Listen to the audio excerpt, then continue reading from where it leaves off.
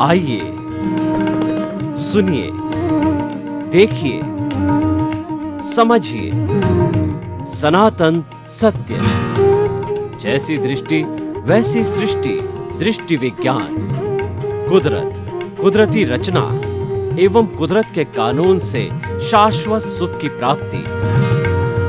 जोधपुर के परम पूज्य महात्मा उपासक प्रोफेसर डॉक्टर सोहन राज तातेड़ के निर्देशन में सनातन सत्य।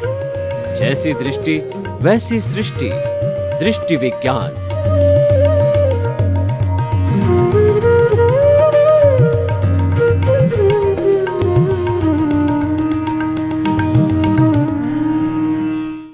आत्मविज्ञान कार्यक्रम इसीलिए प्रारंभ किया गया है कि आपका मनुष्य जीवन कैसे सार्थक हो।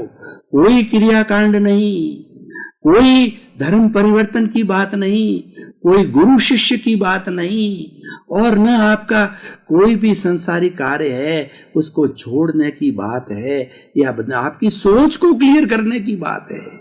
हमारा लक्ष्य केवल यही है कि आपकी जो रॉन्ग बिलीफ बैठी हुई है उस बिलीफ को चेंज करो। कुछ भी नहीं करना है।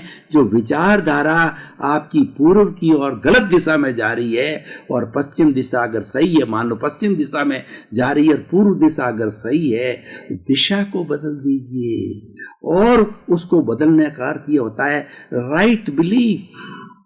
ये हमारा आत्मविज्ञान कार्यक्रम राइट बिलीफ बताता है, ताकि कि आपका अगर रास्ता सही हो तो सारी आपकी जो है मोक्ष तक की यात्रा है वो सही होगी, और रॉन्ग बिलीफ में चल रहे हो यात्रा गलत होगी, और गलत यात्रा से आप 84 लाख जीवा योनि में लंबे समय से भटकते रहे हो और भटकते रहोगे। तो इस आत्मविज्ञान कार्यक्रम में आज हम बहुत ही सुंदर विषय लेकर के आपके सामने प्रस्तुत हो रहे हैं कि आत्मविज्ञान तो कार्यक्रम है और उसके विभिन्न विषय जो है वो प्रतिदिन प्रतिपादित किए जाते हैं। तो आज का हमारा सुंदर विषय है भुगते उसकी भूल। जैसा कि इसके नाम से स्पष्ट है कि जो भुगतता है उसकी भूल है, भुगताने वाले की भूल नहीं है, भुगतने वाले की भूल है। मैं ये स्पष्ट करना चाहूंगा कि हमारा जो ये आत्मविज्ञान है ये पुनर्जन्म में विश्वास करता है, रीबर्थ में विश्वास करता है। हम थे, आज है और आगे भी रहेंगे।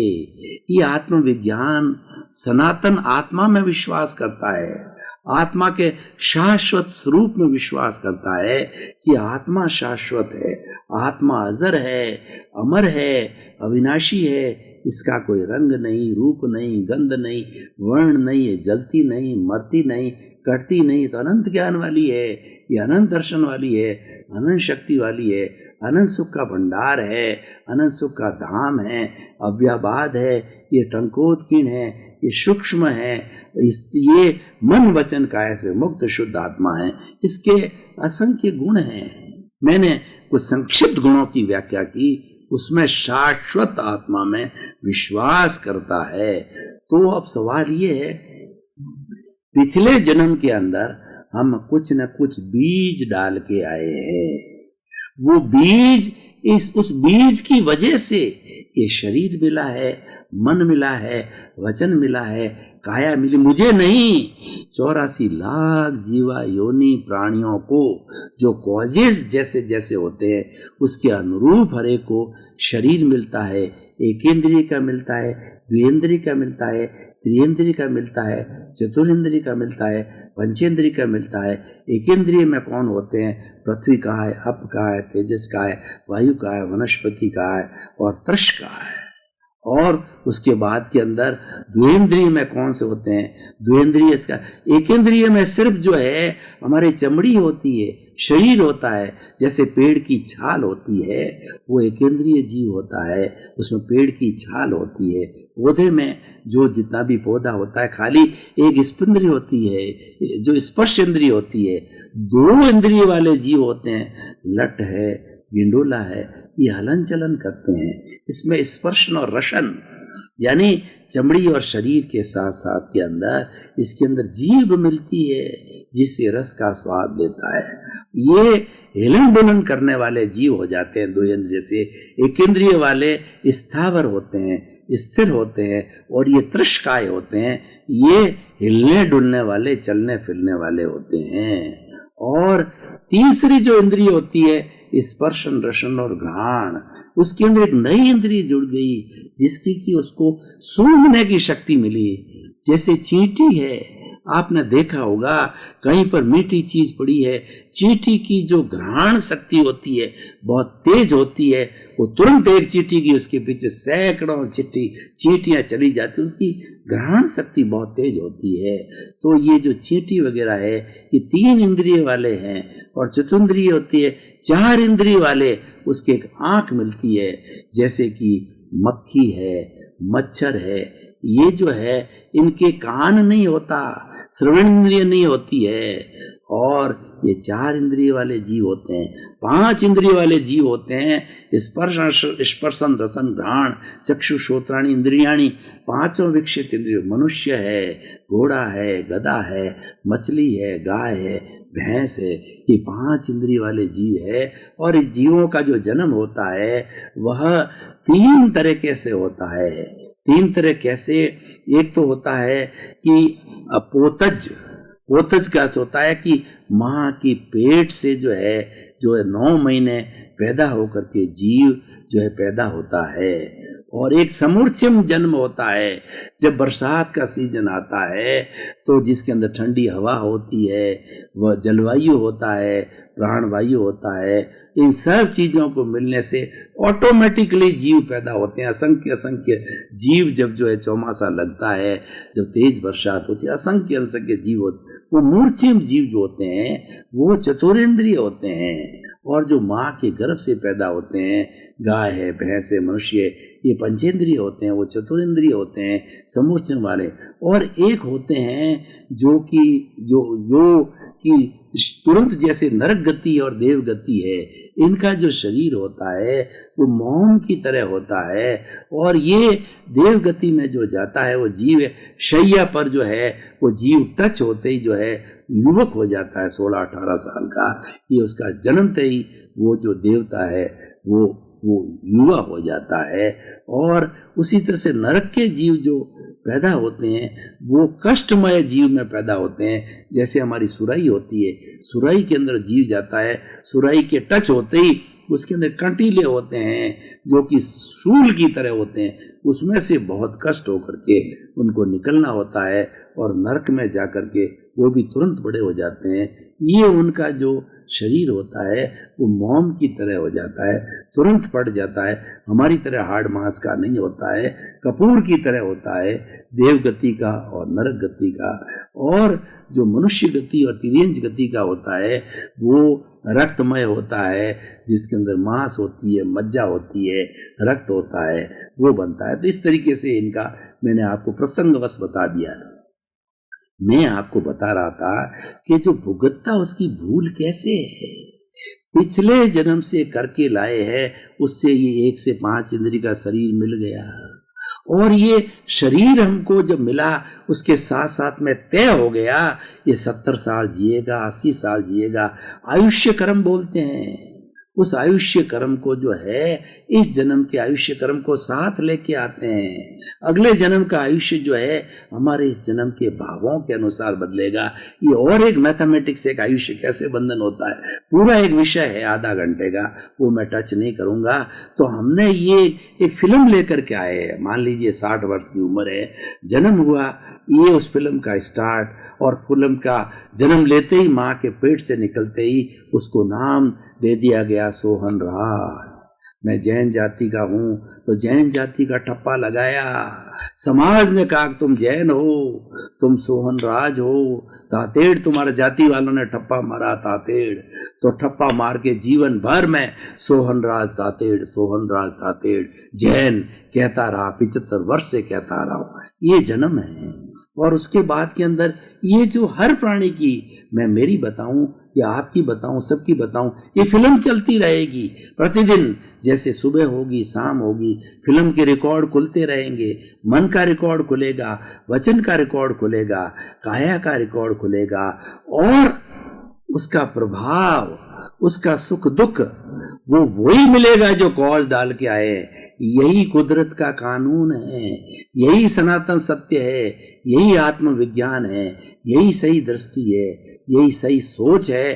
करके आए हो वैसा ही मिलेगा, उसमें कोई फेर फार रद्दो बदल नहीं हो सकता। ये बात अलग है, आप सत्य कार्य करो तो आपके कुछ कर्म जो है ढीले पड़ सकते हैं, लेकिन जो निकाचित है, जो कि एज इट इज भुगते जाने हैं, वो भुगतना ही पड़ेंगे। निकाचित कौन से होते हैं? जैसे कि कैंसर की बीमारी का हो जाना, आदमी के घाटा लग जाना, आदमी का परिश्रम करे उसका फल नहीं मिलना, बीमारी होना, दुख होना, ये सब निकाचित है। और दूसरे जो होते हैं वो सजातीय होते हैं, थोड़े अदल बदल भी हो जाते हैं। हमने धार्मिक क्रिया की तो ज़्यादा दुख आने वाला हो, शांत हो गया, भजन सुनने बैठ गए तो हमको वो आत्म प्रदेशों में भुगतान तो अवश्य होता है, लेकिन वो सजातीय होता है। जैसे क्रोध है, अहंकार है, ये माया है, ये लोभ है, ये सजातीय जीव होते हैं, सजातीय कर्म होते हैं, जो कि आपस में सुख से दुख के अंदर, सत्ता से असत्ता के अंदर बदले फेर फार थोड़ा हो सकता है। वो धार्मिक क्रिया करने से वो भी फेर फार कब होगा? हम अध्यात्म क्रिया करेंगे, हम प्रवचन करेंगे, स्वाध्याय करेंगे, हम ये मानते रहेंगे कि हम ज्ञाता हैं, दृष्टा हैं, सबको निर्दोष मानेंगे। मैं भी निर्दोष हूँ, अगला भी निर्दोष है, अगला अपने कर्मों के अधीन जी रहा है, मैं अपने कर्मों के अधीन जी रहा हूँ। वो अलग तरह के कर्म लेके आया है, मैं अलग तरह के कर्म लेके आया हूँ। मैं क्यों दखल करूँ, क्यों टांग लगाऊं? मेरा उसके अंदर कोई चलने वाला नहीं, मेरा अधिकार नहीं है, क्योंकि वो तो अपने कर्मों के अधीन जी रहा है, मैं मेरे कर्मों के। इस तरीके से करते करते हमारे बदल जाते। अब मैं मूल विषय पे आता हूं कि मैं भुगत रहा हूं। मान लीजिए मेरे कोई बीमारी हो गई और वो बीमारी के अंदर मुझे वेदना हो रही है, तो भुगत मैं रहा हूं, तो ये भूल किसकी है? ये भूल मेरी है, वो किसी और की भूल नहीं है, क्योंकि ये पूर्व जन्म में मैं किसी न किसी को कष्ट दे के आया था, इसलिए कष्ट मैं भुगत रहा हूं। तो भूल किसकी है? भुगतता उसकी भूल रहे। अब दूसरा उदाहरण देता हूं। मान लीजिए कोई व्यक्ति आपका 10,000 रुपये खा गया, आपने उसको उधारा दिया, बकायदा रिटर्न डॉक्यूमेंट है, चेक है आपके पास में, और आपका मित्र है, और उसने कहा कि मैं आपको लौटा दूंगा, मुझे आवश्यकता है। आपने खूब प्रयास किए, वो खा गया। तो अब प्रश्न ये है कि ये जो भूल आपकी है, सामने वाला तो निमित्त है खाने वाला। आपने पूर्व जन्म के अंदर उसके पैसे दबाए होंगे, वो निमित्त बन करके व्यवस्थित शक्ति ने, संजोग ने, कुदरत के कानून ने उसको भेजा है, और वो आपका पैसा हड़प करा। उसकी कोई गलती नहीं है, उसकी जो भुगता रहा है उसकी गलती नहीं है, वो तो निर्दोष है। उसको निर्दोष मानो, ताकि कि उसको एक निमित्त मानो, उसको व्यवस्थित ने भेजा है। और वो आया किस लिए है? आपका हिसाब बाकी। अगर आपका हिसाब बाकी नहीं होता तो वो हरगिज नहीं आता है, हरगिज आपके संपर्क में नहीं आएगा। मैं आपको भाई और बहनों एक उदाहरण देना चाहता हूँ कि 7 अरब की जनसंख्या दुनिया में है, और हम जिस गांव में रहते हैं सैकड़ों लोग होते हैं, और हम समाज में रहते हैं सैकड़ों लोग होते हैं। क्या हर एक व्यक्ति आपके संपर्क में आता है? आपके संपर्क में लिमिटेड लोग आते हैं, खासकर जो आपके परिवार के सदस्य होते हैं, वो जीवन भर साथ रहते हैं। पत्नी है, बेटा है, बेटी की बहू है, पोता है, या कोई जो भी है, बेटी है, वो आपके जो साथ रहती है, तो ये तो परमानेंट रहने वाले हैं। हम ट्रेन में जाते हैं तो कितने कितने लोग हमको मिलते हैं, उसमें से कोई हमारे थप्पड़ मार देता है, कोई गाली दे देता है, तो वो हम थप्पड़ मारने से हम दर्द महसूस करते हैं, गाली देने से हम इंसल्ट फील करते हैं, तो ये गलती किसकी है? ये गलती देने वाले की नहीं है, ये गलती आपकी है कि कोई न कोई आप ऐसे कॉज डाल के आए हो, जब तो निमित्त बन के आपको गाली दे रहा है, वो निमित्त बन के आपका घूंसा मार रहा है, वो निमित्त बन के आपको ठोक रहा है, वो निमित्त बन करके आपका बेटा आपका धन हजम कर रहा है, आपके प्रॉपर्टी से शेयर ले रहा है, वो करता कराता कुछ नहीं है, लेकिन वो तो नकद जमाई की तरह अपना हिस्सा मांगता, आपसे काम कुछ नहीं करता है, आपको कोर्ट में घसीटेगा, मैं आपका बेटा हूं, मेरा इसके अंदर काम कुछ नहीं किया, आपको सुख कुछ नहीं दिया, कमाया आपने, लेकिन वो बेटा होने मात्र से जो है वो आपका जो है उसमें भागीदार बन गया, और कोर्ट के केस के माध्यम से जीत के पैसा आपका हजम कर लेगा, आपको ठोक के, मार के, पीट के घर से बाहर जो है फुटपाथ पे डाल के वो घर में आराम से अपनी जो बीबी के साथ में जिएगा, और आप फुटपाथ पे सड़ते रहोगे या वृद्धाश्रम में सड़ रहे हो। ये सारा भूल किसकी है? ये हमारा अक्रम विज्ञान समझता है, बल कहता है आप मान के चलो, भुगतता है उसकी भूल है, बेटा भुगता रहा है उसकी भूल नहीं है, वो तो निमित्त है, उसको कोसना फालतू है, वो व्यवस्थित शक्ति ने उसको भेजा है, और समय आपके कर्मों का उदय आया, वो निमित्त बन के आया है, क्योंकि निमित्त के बिना कर्म भुगते नहीं जा सकते। कर्मों के भुगतान के लिए एक तो उपादान होता है, जो हमारे भीतर के 8 तरह के कर्म है, ये अलग विषय है, ये सारे विषय एक एक खोल करके आपको बताएंगे कि 8 कर्मों का जो भुगतान है वो आपका उपादान है, वो आपका प्रारब्ध है, वो आपका उदय में आया है, तो उदय में आने के लिए, उसको भुगताने के लिए कोई न कोई सामने चाहिए, वो निमित्त कहलाता है। आप डेबिट क्रेडिट करते हो बैंक का, तो डेबिट क्रेडिट के अंदर आपको चेक देना होगा, आपको चेक लेना होगा। जब डेबिट क्रेडिट होगी तो चेक माध्यम बना, वो फर्म माध्यम बनी, वो पार्टी माध्यम बनी, वो व्यक्ति माध्यम बना, और वो निमित्त है। तो कहने का अर्थ ये है, जो कुछ भी कष्ट आ रहा है, ये आप मान के चलो, जीवन के पहले दिन से मृत्यु तक 24 घंटे ही देखो कि मुझे देखिए, आदमी जब सुखी होता है और आनंद में रहता है तो उसको कोई दुख होता ही नहीं है। ये तो कब अप्लाई होता है? जब आदमी भुगतता है, जब आदमी को दुख होता है, शारीरिक दुख होता है, मानसिक दुख होता है, इमोशनल दुख होता है, परिवार का दुख होता है, समाज का दुख होता है, सरकार का दुख होता है, अरेस्ट कर दिया जाता है, उसको जो है इनकम टैक्स वाले जकड़ लेते हैं, रेड मार देते हैं। तो ये सारा क्यों होता है? ये हम कॉज लेके आए हैं, भुगतता उसकी भूल है, रेड मारी, सरकार दोषी नहीं है। आपने सरकार का पैसा पूर्व जन्म में जब्त किया है, अब आपको सरकार ले रही है आपसे, आपका हिसाब क्लियर कर रही है, उसको बुरा मत मानो, उसको तो निमित्त मानो। आपकी रेड मारी तो सरकार को निमित्त मानो कि मैंने पूर्व जन्म के अंदर जो सरकार का पैसा हजम किया, जब तक वापस नहीं लौटाऊंगा, उस जन्म में नहीं लौटा पाया, इस जन्म में लौटाने के लिए सरकार रेड रूप में आ रही, इनकम टैक्स रेड रूप में आ रहा है, तो हमारी शुद्धि करने के लिए आए हैं कि ये मेरे कर्मों का भुगतान हो रहा है। और जब तक आपको एक एक प्राणी से एनओसी 84 लाख जीवायु होनी, ये व्यवहार है, व्यवहार शुद्धि बिना निश्चय शुद्धि नहीं है। ये आपको ये शरीर जो मिला है, ये कर्मों के भुगतान के लिए मिला है, और जब तक एक एक का कर्म भुगतान करके उसका लेन देन क्लियर करके उससे एनओसी नहीं ले लोगे, चाहे सरकार की हो, चाहे बेटे की हो, चाहे समाज की हो, चाहे पत्नी की हो, चाहे कीड़े की हो, चाहे मकोड़े की हो, 84 लाख जीवायु नहीं, किसी भी प्राणी का जो भुगतान बाकी है, उसकी एनओसी लिए बिना आपको मुक्ति नहीं है, एक भी अगर बाकी रहा वो आपको खड़ा रखेगा मुक्ति में जाने से। और जब 100% हिसाब क्लियर हो गया तो आप जो है मुक्ति में चले जाओगे।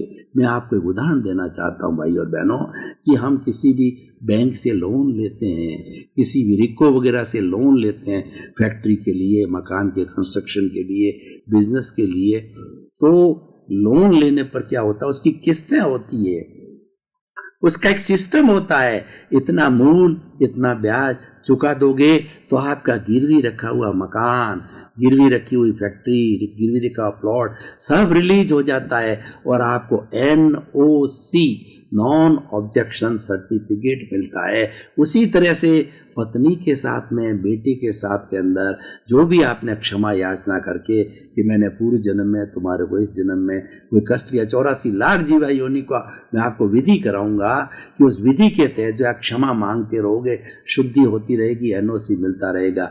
तो मैं विषय पर आता हूँ, आप मान के चलिए कोई भी गतिविधि होती है वह भूल दुख देने वाले की नहीं है, भूल आपकी है, उसको दोषी मत मानो।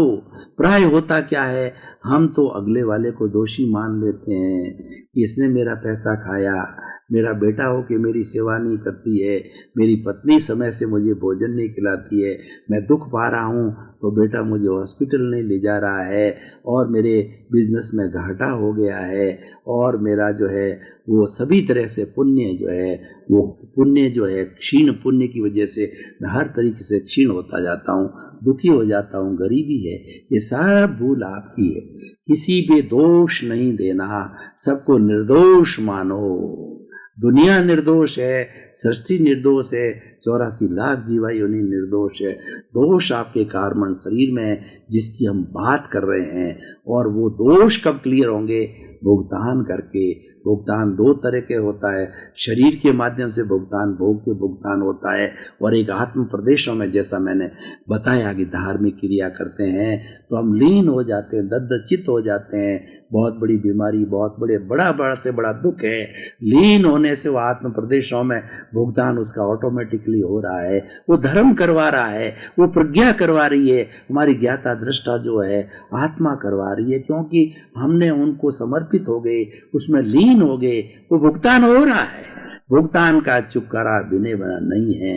तो भाई और बहनों, मैं निष्कर्ष के रूप में मैं बताना चाहता हूं ये विषय क्यों लिया गया है, ये अक्रम विज्ञान के अंदर, ये आत्मविज्ञान में विषय इतना गहराई से क्यों बताया जाता है कि आप अपने सोच को सही करो। ऐसे ऐसे बड़े बड़े सिद्धांत आएंगे जो आपकी सोच को बताने जाएंगे। आपके पास में जिसका हिसाब नहीं है, कोई आपसे बात नहीं करेगा, कोई आपके दरवाजे नहीं आएगा, कोई आपको नोटिस नहीं देगा, कोई भी संपर्क में नहीं आएगा, हिसाब बाकी होगा, वही आएगा, वही दुख देगा, वही सुख देगा, वो निमित्त रूप में आएगा। और वो भेजने वाली ये कुदरत है, भेजने वाली ये द्रव्य क्षेत्र काल भाव है, और ये भेजने वाले जो हैं ये 6 द्रव्य हैं, और भेजने वाले कुदरत है, व्यवस्थित शक्ति है। भाई और बहनों, आपका बहुत बहुत धन्यवाद। आप आत्मविज्ञान कार्यक्रम देखते रहिए, आपकी दृष्टि एकदम शुद्ध हो जाएगी, आप ज्ञाता दृष्टा बन जाओगे, आपके राग द्वेष धीरे धीरे समाप्त हो जाएंगे। आपको महसूस होगा कि आप दुख में भी सुख महसूस करोगे। दुनिया में सुख दुख दोनों आते हैं, व्यक्ति सुख चाहता है, हर प्राणी सुख चाहता है, पर दुख आ जाता है। दुख क्योंकि हमारा पूर्वकृत कर्म दुख लाता है, उसके अंदर सुख की अनुभूति करना वो मुक्ति की अनुभूति है, वो आत्मविज्ञान से मिलेगा। ये दुख में से सुख निकालने की कला मिलेगी।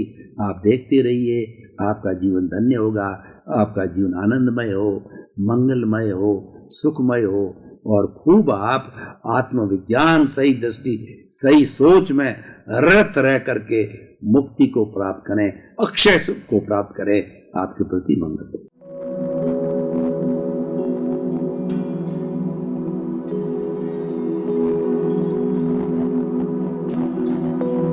एक ऐसा अंतर्राष्ट्रीय ख्याति प्राप्त मानव जो गुरु प्रेरणा से पिछले 20 वर्षों से वानप्रस्थ जीवन जीते हुए 24 घंटे मानवता की सेवा में संलग्न है, एक ऐसा मानव जो अभी राष्ट्रीय, अंतर्राष्ट्रीय टीवी चैनलों पर 7,500 एपिसोड के माध्यम से सनातन सत्य, आत्मविज्ञान एवं पुनरुत्थान, व्यवहार एवं निश्चय जगत के जीवनोपयोगी विषयों पर हृदय स्पर्शी प्रवचन कर चुका है। उस मानव का नाम है महात्मा उपासक प्रोफेसर डॉक्टर सोहन राज तातेड़। प्रोफेसर तातेड़ द्वारा योग, दर्शन, शिक्षा विषयों पर रचित पीएचडी स्तर के 250 शोध ग्रंथ भारत के 100 प्रतिष्ठित विश्वविद्यालयों में शोधार्थी पढ़ रहे हैं तथा वे सभी शोध ग्रंथ वहां की सेंट्रल लाइब्रेरियों में उपलब्ध हैं। महात्मा सोहन राज ने अभी तक हजारों स्कूलों, कॉलेजों, विश्वविद्यालयों एवं संस्थाओं में सेमिनार, वर्कशॉप, कैंप लगाकर लाखों विद्यार्थियों को योग, दर्शन, शिक्षा का प्रशिक्षण देकर उन्हें सुसंस्कारित किया। डॉक्टर तातेड़ ने भारतीय संस्कृति उत्थान के 4000 से अधिक समसामयिक विषयों पर आर्टिकल लिखकर ऑनलाइन जर्नल, पत्रिकाओं, वेबसाइट्स पर प्रकाशित किया, जिसका उपयोग लाखों पाठक कर रहे हैं। उपासक तातेड़ के 5000 से अधिक आज का सुविचार, आज का शुभ संदेश, आज का मंगल भावना योग आदि चिंतन websites, Twitter, blogger, Facebook, YouTube माध्यमों से लाखों लोग अपना जीवन निर्माण कर रहे हैं। मानवता के मसीहा ऐसे महामानव महात्मा सोहन राज तातेड़ के प्रोफाइल को अभी तक विश्व के 20 लाख दर्शक यूट्यूब पर, 12 लाख गूगल पर एवं लाखों दर्शक फेसबुक, ब्लॉगर, ट्विटर और इंस्टाग्राम पर देख चुके हैं।